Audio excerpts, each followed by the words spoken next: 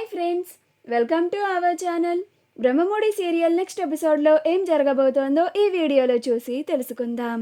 రాజుని ఒక ఆట ఆడుకున్న కావ్య అసలేం జరిగింది అని తెలుసుకోవడానికి ఈ వీడియోని స్కిప్ చేయకుండా ఎండ్ వరకు చూసేయండి. కావ్య తన హ్యాండ్ బ్యాగ్ మర్చిపోయింది అని మళ్ళీ తన క్యాబిన్కి వస్తుంది. అప్పుడు శృతి కూడా కావ్య వెనకాల కావ్య క్యాబిన్కి వస్తుంది. కావ్య తన హ్యాండ్ బ్యాగ్ని తీసుకొని తిరిగి వెళ్తూ ఉండగా టేబుల్ పైన ఉన్న డిజైన్ పేపర్స్ని ఎవరో కదిలించినట్లుగా కావ్య గమనిస్తుంది. అప్పుడు కావ్య, నా క్యాబిన్లోకి ఎవరో వచ్చినట్లున్నారు శృతి, ఎవరో డిజైన్ పేపర్స్ని కదిలించారు అని అంటుంది. అప్పుడు వెంటనే శృతి, రాజ్ సార్ ఏమన్నా వచ్చారేమో మేడం అని అంటుంది. అప్పుడు రాజ్కి చాలా కోపం వచ్చి శృతి అని తన కోపాన్ని కంట్రోల్ చేసుకుంటూ ఉంటాడు. ఎక్కడ పైకి అరిచేస్తే తను దొరికిపోతాడేమో అని ఆ టేబుల్ కిందనే దాక్కొని తన కోపాన్ని కంట్రోల్ చేసుకుంటూ ఉంటాడు. అప్పుడు కావ్య, మీ రాజ్ సార్ వచ్చి ఉండరులే శృతి అని అంటుంది. అయినా అసలు ఇంకా ఏమేం కదిలించారో, అసలు ఎవరు వచ్చారో చూద్దామని కావ్య తన టేబుల్ దగ్గరికి వచ్చి మొత్తం చూస్తూ ఉంటుంది. అప్పుడు రాజ్ చాలా కంగారు పడిపోతూ ఉంటాడు. అమ్మో, ఈ కళావతి ఇటు వచ్చింది, నన్ను పొరపాటును చూస్తే మాత్రం నన్ను అస్సలు వదిలిపెట్టదు, తెగ ఆడేసుకుంటుంది. పైగా నేను తన డిజైన్స్ని దొంగతనం చేశానని తెలిస్తే ఇంకస్సలు ఊరుకోదు, పెద్ద రాద్ధాంతమే చేస్తుంది, తన ముందు నా పరువు పోతుంది అని అనుకుంటూ ఉంటాడు. అలా కావ్య తన టేబుల్ మీద ఇంకా ఏమేం కదిలించారో అని మొత్తం గమనిస్తూ ఉంటే టేబుల్ కింద ఎవరో ఉన్నట్లుగా కావ్య గమనిస్తుంది. అది ఎవరో తెలుసుకోవాలని కావాలని శృతి, నిజంగానే నా క్యాబిన్లోకి నువ్వు చెప్పినట్లుగానే ఎవరో వచ్చారు శృతి, కానీ ఎవరనేది ఎలా కనిపెట్టడం, ఈ టేబుల్ కింద ఏమన్నా దాక్కుని ఉంటారంటావా అని అంటుంది. అప్పుడు రాజ్ వెంటనే అలర్ట్ అయిపోయి, అమ్మో, కళావతికి డౌట్ వచ్చేసింది, ఈలోపు నేను ఏదో ఒకటి కవర్ చేయాలి, లేకపోతే ఆ కళావతి నన్ను చూసిందంటే ఇంక నన్ను అస్సలు వదిలిపెట్టదు అని అనుకొని మ్యావ్ మ్యావ్ అని అరుస్తాడు.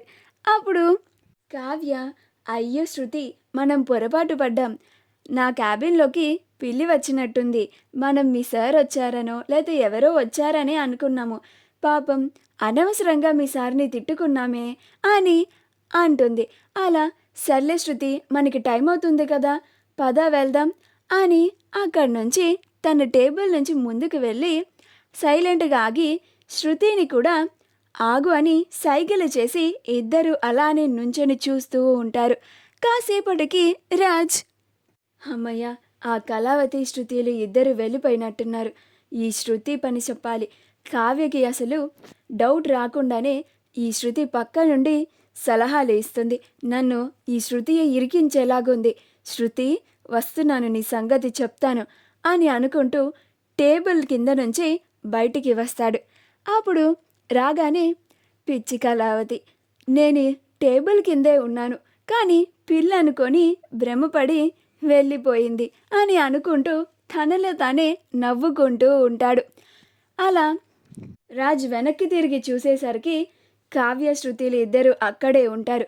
అప్పుడు రాజ్ వాళ్ళిద్దరినీ చూసి ఆశ్చర్యపోయి అలానే స్టన్ అయిపోయి ఏం మాటలు లేకుండా అలా అని షాక్లో ఉంటాడు.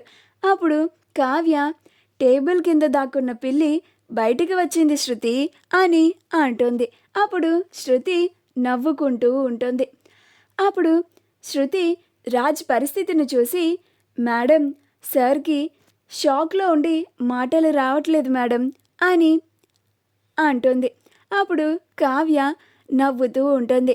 అప్పుడు శృతి రాజ్ దగ్గరికి వెళ్ళి సార్ సార్ అని పిలుస్తూ ఉంటుంది. అయినా కానీ రాజులో ఉలుకు పలుకు అస్సలు ఉండదు. అప్పుడు శృతి సార్ అని పెద్దగా అరుస్తుంది. ఆ మాటకి రాజ్ ఒక్కసారిగా ఉలిక్కిపడి అని స్పృహలోకి వస్తాడు. ఇదేంటి, వీళ్ళిద్దరూ వెళ్ళిపోయారనుకున్నానే, వీళ్ళిద్దరూ ఇక్కడే ఉన్నారా, అయ్యో రెడ్ హ్యాండెడ్గా వీళ్ళకి దొరికిపోయానే, ఇప్పుడు నన్ను ఒక ఆట ఆడేసుకుంటుంది కళావతి అని అనుకుంటూ ఉంటాడు. అప్పుడు కావ్య, నా క్యాబిన్లోకి ఎందుకు వచ్చారండి మీరు అని అంటుంది. అప్పుడు రాజ్, నీ క్యాబిన్లోకి రాకూడదని రూల్ ఏమన్నా ఉందా?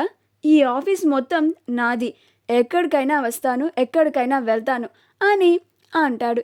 అప్పుడు కావ్య, సరే ఆ డిజైన్ పేపర్స్ని ఎందుకు కదిలించారు అని అంటుంది. అప్పుడు రాజ్, నేనెక్కడ కదిలించాను? అయినా నీ డిజైన్ పేపర్స్ని తీసుకొని పిక్స్ తీసుకున్నానే అనుకుంటున్నావే ఏంటి? అంత చీప్ క్యారెక్టర్ కాదు నాది అని అంటాడు. అప్పుడు కావ్య, మీరు చెప్పింది కూడా నిజమే అండి, ఒకసారి మీరు మీ మొబైల్ని ఇవ్వండి అని అంటుంది. అప్పుడు రాజ్, ఏ హక్కుతో నువ్వు నా మొబైల్ని అడుగుతున్నావు? అయినా నా మొబైల్ని నేనెందుకు నీకు ఇవ్వాలి అని అంటాడు. అప్పుడు కావ్య, నేను CEO అనే హక్కుతో మీ మొబైల్ని అడుగుతున్నాను, కంగారు పడకండి, మీ భార్యగా నేను మీ మొబైల్ని అడగనులేండి అని అంటుంది.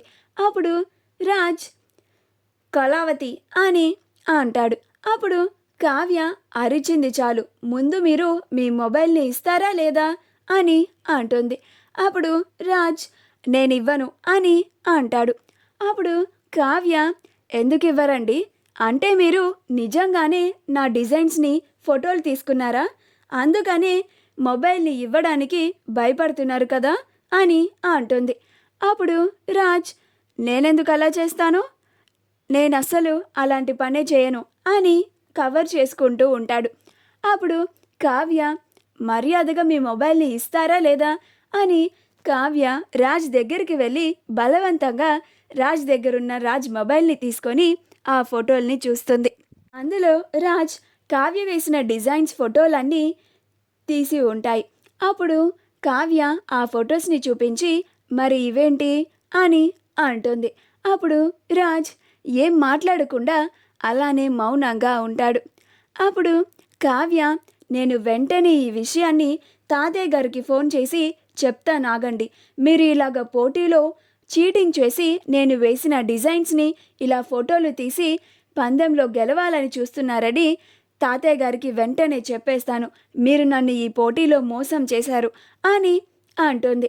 అప్పుడు రాజ్, ప్లీజ్ కళావతి, దయచేసి అలాంటి పని మాత్రం అస్సలు చేయకు అని అంటాడు. అప్పుడు కావ్య, మరెందుకు ఈ పని చేశారండి మీరు అని అంటుంది. అప్పుడు రాజ్, ఏదో పొరపాటును తీసేశాను కళావతి అని అంటాడు. అప్పుడు కావ్య, నేను కూడా తాతయ్య గారికి కాల్ చేసి మీరు పొరపాటున ఈ ఫోటోలు తీశారనే చెప్తానండి అని అంటుంది. అప్పుడు రాజ్, ఇప్పుడు ఎలాగోలా ఏదో ఒకటి కవర్ చేసి దీన్ని మేనేజ్ చేయాలి అని అనుకుంటూ ఉంటాడు.